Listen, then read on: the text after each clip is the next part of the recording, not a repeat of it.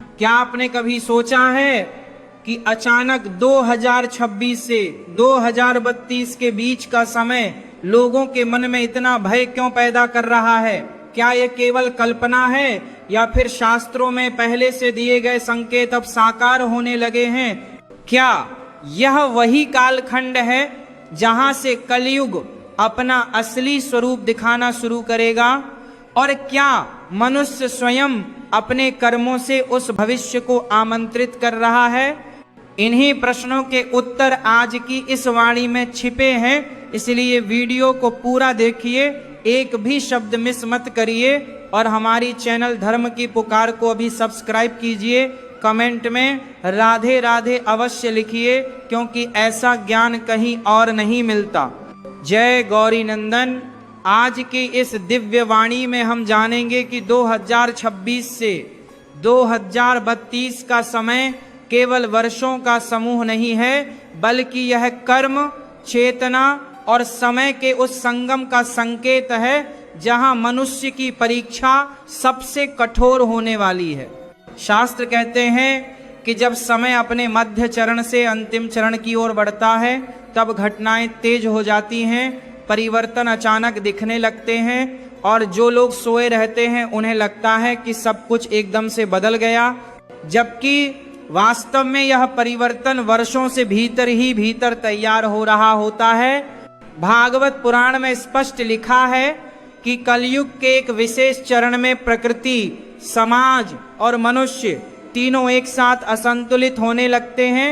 न मौसम अपने समय पर चलता है, न मनुष्य अपने धर्म पर चलता है और न ही सत्ता अपने कर्तव्य पर टिक पाती है। आज देखिए क्या यही संकेत हमें दिखाई नहीं दे रहे। 2026 से 2032 के बीच का समय इसीलिए चर्चा में है क्योंकि यह वह काल है जहां अधर्म अपनी सीमा को छूने लगता है, जब झूठ को सच से अधिक सुरक्षित माना जाने लगता है, जब ईमानदारी मूर्खता समझी जाने लगती है और जब धर्म केवल मंचों और शब्दों तक सीमित हो जाता है। शास्त्र कहते हैं कि जब मनुष्य अपने भीतर के दोषों को पहचानने से इनकार कर देता है, तब समय उसे बाहरी घटनाओं के माध्यम से जगाता है, कभी आर्थिक संकट बनकर, कभी प्राकृतिक आपदा बनकर और कभी सामाजिक अराजकता बनकर। ये मत सोचिए कि ये सब किसी एक देश या एक समाज तक सीमित रहेगा। जब युग का प्रभाव आता है तो वह सीमाएं नहीं देखता, वह केवल चेतना की स्थिति देखता है और जहां चेतना गिरती है वहीं प्रभाव सबसे पहले दिखाई देता है। 2026 के बाद का समय इसलिए भी विशेष माना जाता है क्योंकि यह वह दौर है जहां तकनीक चरम पर होगी, लेकिन मनुष्य भीतर से अकेला होगा। साधन बहुत होंगे लेकिन संतोष नहीं होगा, जानकारी बहुत होगी लेकिन विवेक कम होगा। शास्त्रों में यह भी कहा गया है कि जब मनुष्य अपने ज्ञान पर घमंड करने लगे और ईश्वर को चुनौती देने लगे, तब प्रकृति उसे उसकी सीमा याद दिलाती है। ये दंड नहीं होता, ये चेतावनी होती है। 2026 से 2032 के बीच जो परिवर्तन दिखाई देंगे वे अचानक नहीं होंगे, वे उसी बीज का फल होंगे जो हमने वर्षों पहले बोया था, क्योंकि समय कभी अन्याय नहीं करता, वह केवल कर्मों का लेखा प्रस्तुत करता है। आज मनुष्य कहता है कि भविष्य डरावना है, लेकिन कोई यह नहीं पूछता कि वर्तमान कितना पवित्र है, क्योंकि यदि वर्तमान शुद्ध होता तो भविष्य भयावह नहीं होता। कलयुग का सबसे खतरनाक पहलू यही है कि वह मनुष्य को दोष दूसरों पर डालना सिखाता है, व्यवस्था पर, सरकार पर, समय पर, लेकिन अपने भीतर झांकने से रोक देता है। शास्त्रों में कहा गया है कि जब समाज अपने पतन को भी प्रगति कहने लगे, तब समझ लेना चाहिए कि समय अब मौन नहीं रहेगा, वह संकेत देगा और जो संकेत नहीं समझेगा वह झटका अनुभव करेगा। 2026 से 2032 का कालखंड उसी संकेतों का काल है। ये डराने के लिए नहीं है, ये जगाने के लिए है, क्योंकि जो जाग गया वह बच गया और जो सोया रहा उसके लिए समय कभी रुकता नहीं। यह वाणी किसी भविष्यवाणी का दावा नहीं करती, यह शास्त्रों की चेतावनी को समझने का प्रयास है क्योंकि शास्त्र भविष्य बताते नहीं, वे चेतना जगाते हैं।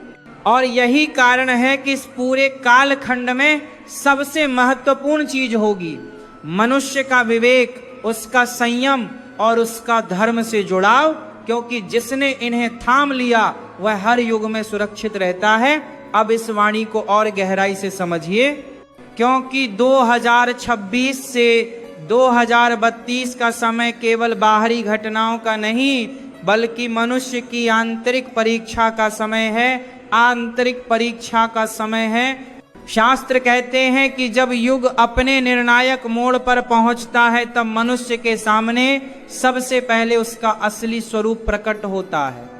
वह जैसा भीतर से है वैसा ही बाहर दिखाई देने लगता है। पुराणों में वर्णन आता है कि कलयुग के इस चरण में मनुष्य के विचार सबसे अधिक अशांत होंगे।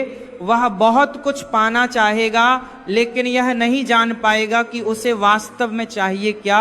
इसी उलझन में वह गलत रास्तों को भी सही मानने लगेगा। 2026 के बाद जो सबसे बड़ा परिवर्तन दिखाई देगा वह होगा विश्वास का टूटना। मनुष्य मनुष्य पर भरोसा करना बंद कर देगा, रिश्ते समझौते बन जाएंगे और प्रेम स्वार्थ से तौला जाने लगेगा। यही वह स्थिति है जिसे शास्त्र धर्म का क्षरण कहते हैं। ध्यान दीजिए, जब धर्म समाप्त होता है तब शोर नहीं होता, वह धीरे धीरे दैनिक जीवन से गायब होता है। पहले सत्य बोलना कठिन लगता है, फिर अनावश्यक और अंत में मूर्खता। यही कलयुग की सबसे खतरनाक चाल है। शास्त्र कहते हैं कि जब शिक्षा ज्ञान नहीं बल्कि प्रतिस्पर्धा बन जाए, जब गुरु मार्गदर्शक नहीं बल्कि व्यापारी बन जाए, और जब शिष्य जिज्ञासु नहीं बल्कि उपभोक्ता बन जाए, तब समझ लेना चाहिए कि युग का संतुलन बिगड़ चुका है। जब कुछ होता से प्रतिस्पर्धा बन जाए, तब समझ लेना चाहिए 2026 से 2032 के बीच मनुष्य के पास संसाधन तो और बढ़ेंगे, लेकिन संतोष और धैर्य कम होते जाएंगे। इसी कारण मानसिक अशांति, अवसाद और क्रोध तेजी से बढ़ेगा, क्योंकि भीतर खालीपन होगा और बाहर दिखावा कर। भागवत पुराण में यह भी कहा गया है कि कलयुग में मनुष्य अपने शरीर को तो सजाएगा, लेकिन आत्मा को भूखा छोड़ देगा।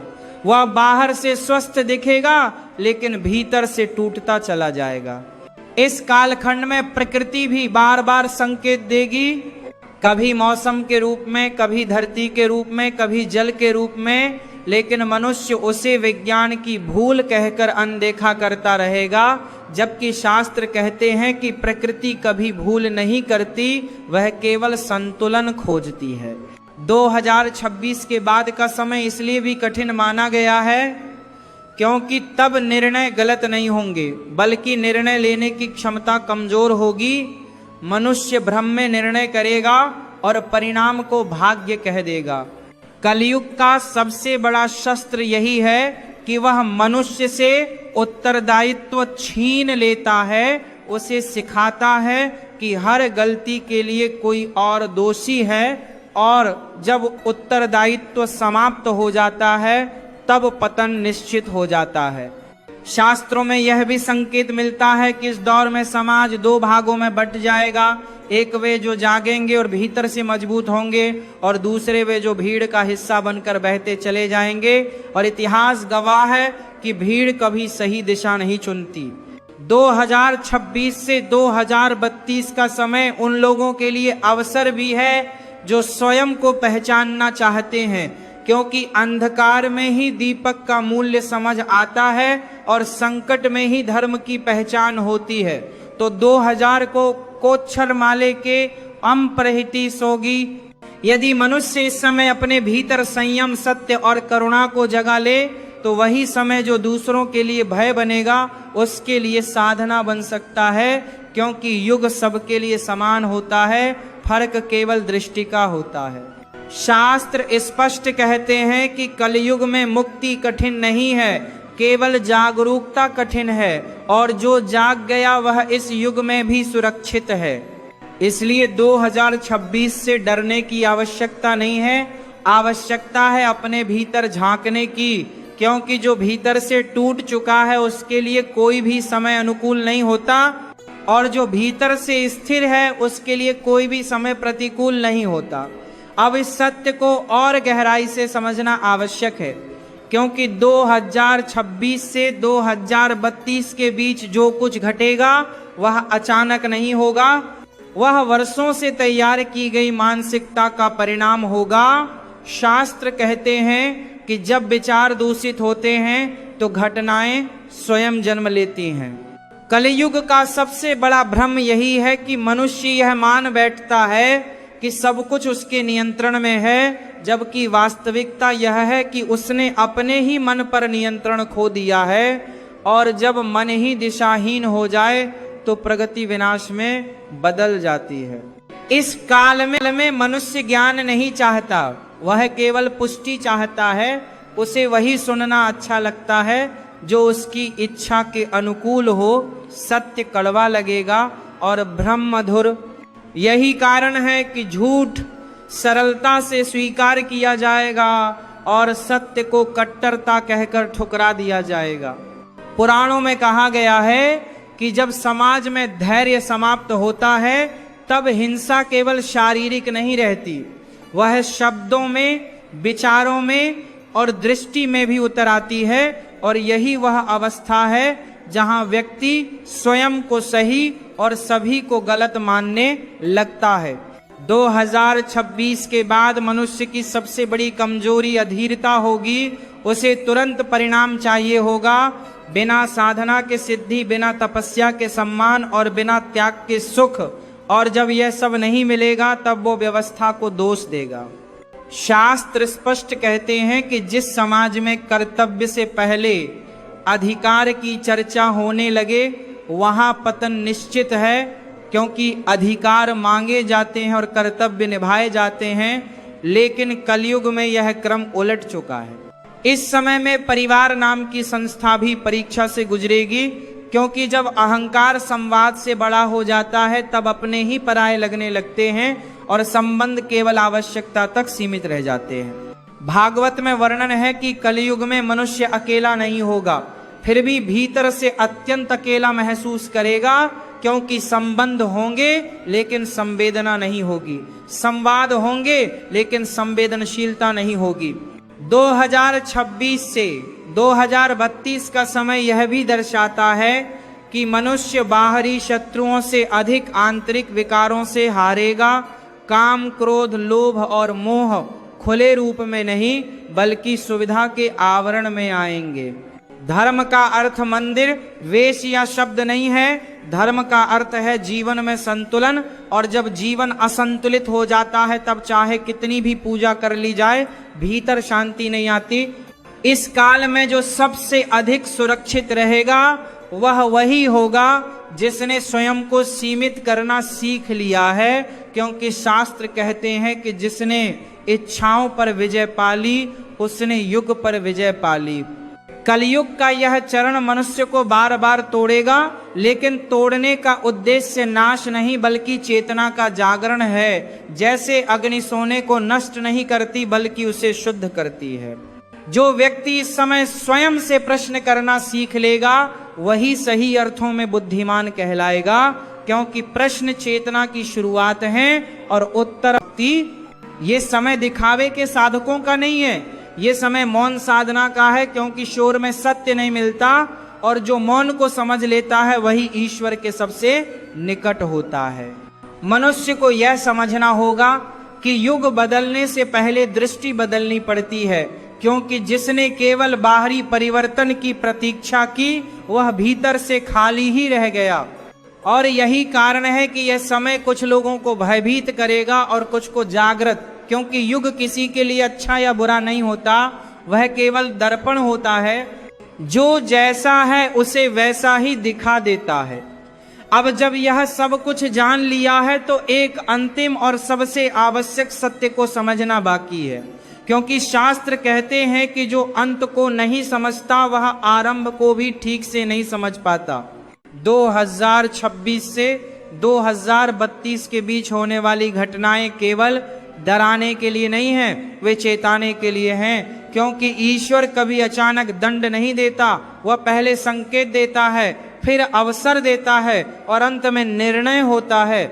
ये समय मनुष्य से उसका धर्म नहीं छीनेगा, बल्कि यह पूछेगा कि क्या तुमने अपने धर्म को स्वयं छोड़ा है, क्योंकि जब आचरण बदल जाता है तब ईश्वर भी हस्तक्षेप करना छोड़ देता है। भगवान ने मनुष्य को स्वतंत्र इच्छा दी है, इच्छा बनेगी, क्योंकि जो इच्छा अनुशासन से मुक्त हो जाती है वह विनाश की ओर ले जाती है। इस काल में सबसे बड़ा संकट युद्ध, महामारी या आपदा नहीं होगा, बल्कि संवेदनाओं का लोप होगा। जब मनुष्य को किसी के दुख से फर्क नहीं पड़ेगा, तब समझ लेना कि समय सबसे कठिन चरण में प्रवेश कर चुका है। शास्त्र कहते हैं कि जब अधर्म अपने चरम पर पहुंचता है तब धर्म स्वयं को प्रकट करता है। इसलिए यह मत सोचो कि सब कुछ समाप्त हो जाएगा, वास्तव में यहीं से चेतना का नया आरंभ होगा। जो लोग इस समय सच्चे मन से नाम स्मरण करेंगे, संयम रखेंगे और अहंकार को त्यागेंगे, वही आने वाले परिवर्तनों में सुरक्षित रहेंगे, क्योंकि कलयुग में कवच अस्त्र नहीं बल्कि आचरण होता है। यदि तुम सोचते हो कि ईश्वर ने मनुष्य को अकेला छोड़ दिया है तो यह भ्रम है। ईश्वर मौन है, अनुपस्थित नहीं, और उनका मौन स्वयं में एक शिक्षा है। यही वह समय है जब हर व्यक्ति को स्वयं से यह प्रश्न पूछना चाहिए कि क्या मैं भी उसी भीड़ का हिस्सा बन रहा हूं जो केवल दोष देखती है, या मैं वह दीपक बन सकता हूं जो अंधकार में भी जलता है। भविष्य उन लोगों का नहीं होगा जो सबसे शक्तिशाली होंगे, बल्कि उनका होगा जो सबसे संतुलित होंगे, क्योंकि शक्ति अहंकार बढ़ाती है और संतुलन चेतना को स्थिर करता है। अब यह समझ लेना आवश्यक है कि कलयुग का अंत किसी एक दिन नहीं होगा, यह धीरे धीरे मनुष्य के भीतर घटित होगा, और जब भीतर परिवर्तन हो जाएगा तब बाहर की दुनिया स्वतः बदलने लगेगी।